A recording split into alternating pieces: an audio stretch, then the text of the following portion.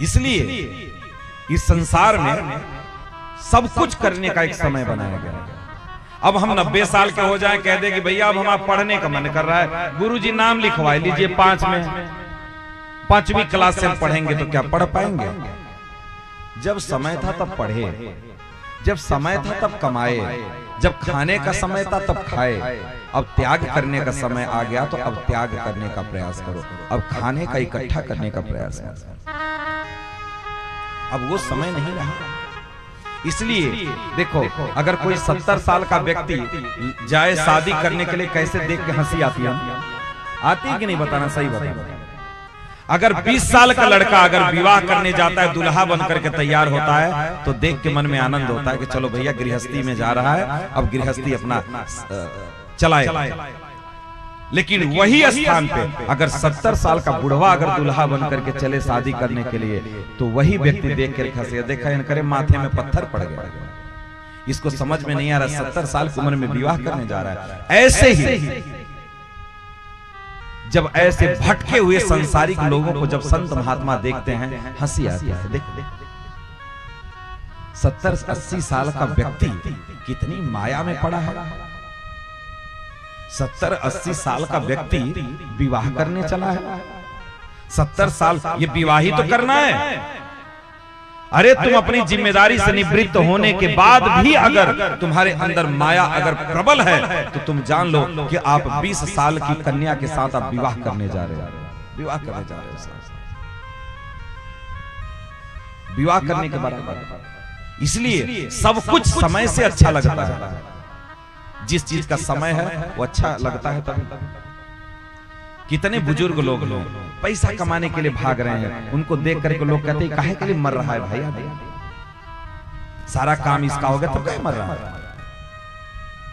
और किसी ऐसे बुजुर्ग को भजन करते हुए आदमी देखता है तो कहता है चलो अच्छा है, कम से कम समय से भजन में लग गया मन, अच्छी बात, अच्छी बात।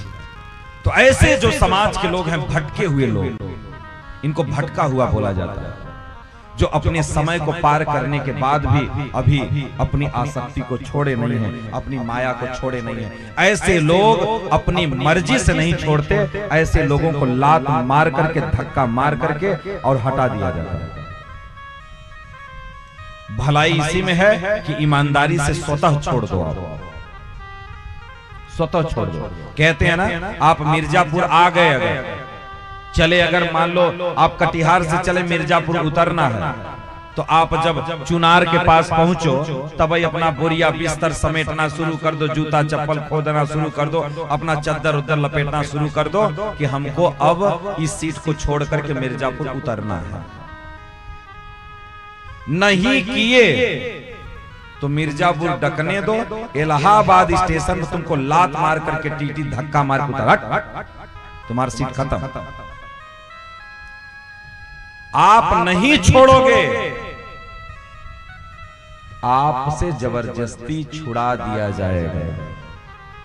आपको क्या लगता है ऐसे जीवन भर पकड़ करके रखेंगे क्या? पकड़ करके रखेंगे? आपकी सामर्थ्य नहीं कि आप जीवन भर पकड़ करके रखेंगे। ईमानदारी से छोड़ दो, अच्छी बात। नहीं छोड़ोगे तो जबरदस्ती तुमसे छीन लिया जाएगा, जबरदस्ती। और जबरदस्ती छीना जाएगा।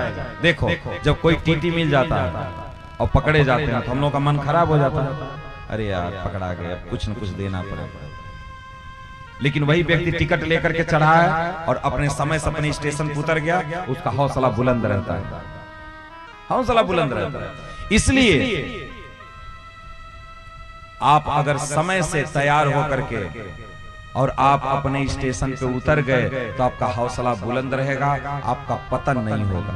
और नहीं जबरदस्ती उतारे जाओगे तो आपकी आसक्ति, वो जो दृढ़ आसक्ति है, वो संसार में बनी रहेगी। पुनरपि जननम पुनरपि मरणम पुनरे जननी जठरे शयनम, फिर आकर के उस नरक में पड़ फिर पड़ी। इसीलिए खूब पनीर का पकौड़ा और पनीर का सब्जी खाओ, खूब 50 साल, जितना दबाए के खाना है उतना खाई लो। 50 साल टक गए, संकल्प ले लो कि आज के बाद मीठा बंद, जीवन पर्यंत मीठा नहीं खाएंगे। 5 साल के बाद संकल्प ले लो, आज के बाद मिर्चा नहीं खाएंगे। 60 साल हो गया, 60-65 साल जाते जाते संकल्प ले लो, आज के बाद हम केवल बॉइल खाएंगे नमक डालकर, बस, और कुछ नहीं खाएंगे। और थोड़ा आगे बढ़ो, एकदम नमक का भी त्याग कर दो, एकदम बॉइल करके केवल ऐसे ही खाओ। मन में एक भी आसक्ति मत रखना। ऐसा ना हो कि घर में विवाह पड़ा है, 5 मेर की मिठाई बनी है, रसगुल्ला, गुलाब जामुन, छेना, क्या क्या बढ़िया बढ़िया तगड़ी मिठाई बनी है, और तुम देख करके लार टपक रहा है, डॉक्टर कहा है तुमको खाओगे तो मर जाओगे क्योंकि तुमको डायबिटीज हुआ है। ऐसी अवस्था न आए। मजबूरी में छोड़ना अलग होता है, त्याग करना अलग अलग। त्याग कर दोगे तो आपके मन में लोभ नहीं रहेगा, और आप अगर रोग को देख करके छोड़ोगे तो लोभ बरकरार आपके मन में बना रहेगा, बना उसको त्याग नहीं कहा जाता, फिर त्याग नहीं कहा जाता। इसलिए महाराज परीक्षित ने मोह नहीं किया। थोड़ी सी प्रॉपर्टी थी, हम लोग तो 2, 5, 10 लाख में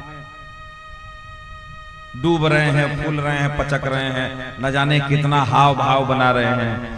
चक्रवर्ती सम्राट थे महाराज परीक्षित, चक्रवर्ती सम्राट थे। 1 मिनट में पूरे राज्य को छोड़ करके और शुक्रताल जाकर के बैठ गए, 1 मिनट में।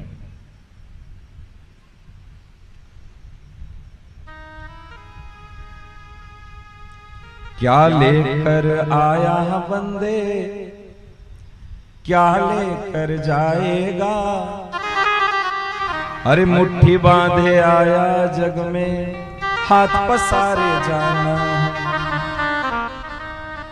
क्या लेके आया बंदे, क्या लेके जाएगा, अरे मुट्ठी बांधे आया जग में, हाथ पसारे जाएगा। कुछ नहीं, जिस अभिमान के पीछे पड़े हो ना, वो अभिमान भी तो नहीं ले जा पाओगे, वो अभिमान भी तो नहीं ले जा पाओगे। क्या ले जा पाओगे? कुछ नहीं। महाराज परीक्षित 1 मिनट में पूरा राज, बीवी, बच्चे सब छोड़ करके और जा करके शुक्रताल में बैठ गए गंगा जी के किनारे, आत्म कल्याण करने के लिए। ध्यान देना, बहुत कड़वी बात बोल रहे हैं। ऐसा न हो कि बीवी बच्चों के चक्कर में अंतिम समय में पड़ करके और सुअर, कुत्ता, बिल्ली और कीड़ा मकोड़ा बनना पड़े, जहां आपका साथ देने वाले आपकी पत्नी, बेटा, बेटी कोई नहीं आएगा, कोई नहीं आएगा।